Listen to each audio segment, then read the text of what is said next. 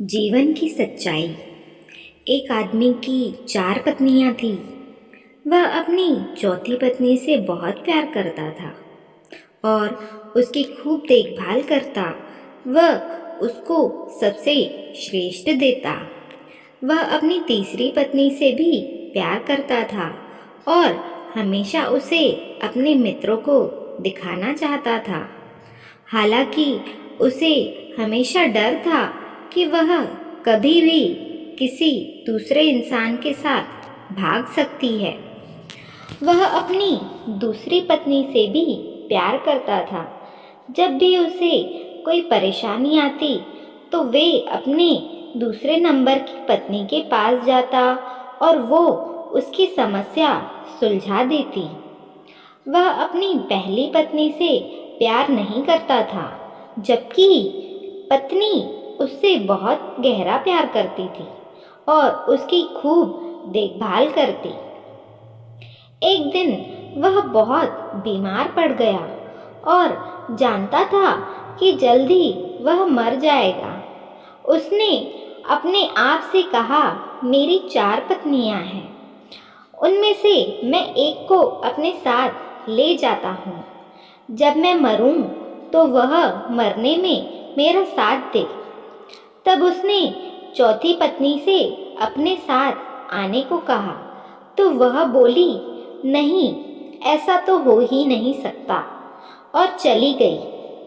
उसने तीसरी पत्नी से पूछा तो वह बोली, जिंदगी बहुत अच्छी है यहाँ, जब तुम मरोगे तो मैं दूसरी शादी कर लूँगी।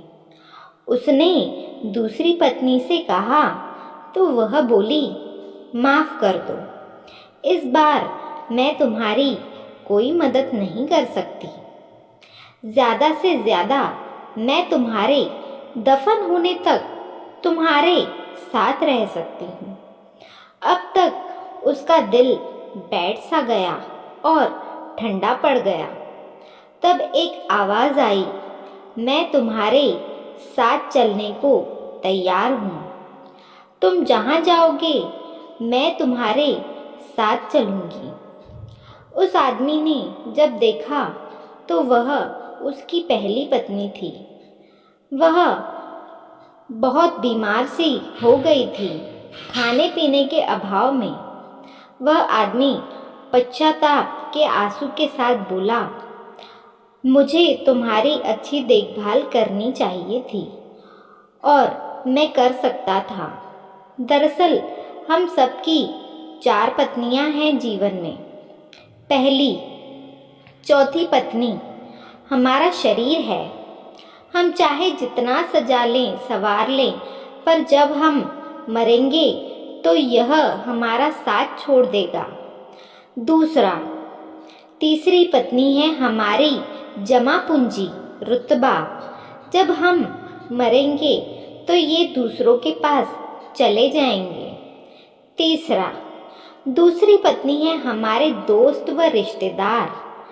चाहे वे कितने भी करीबी क्यों न हो हमारे जीवन काल में, पर मरने के बाद हद से हद वे हमारे अंतिम संस्कार तक साथ रहते हैं।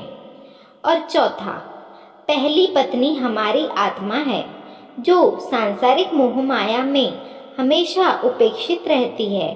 यही वह चीज़ है जो हमारे साथ रहती है।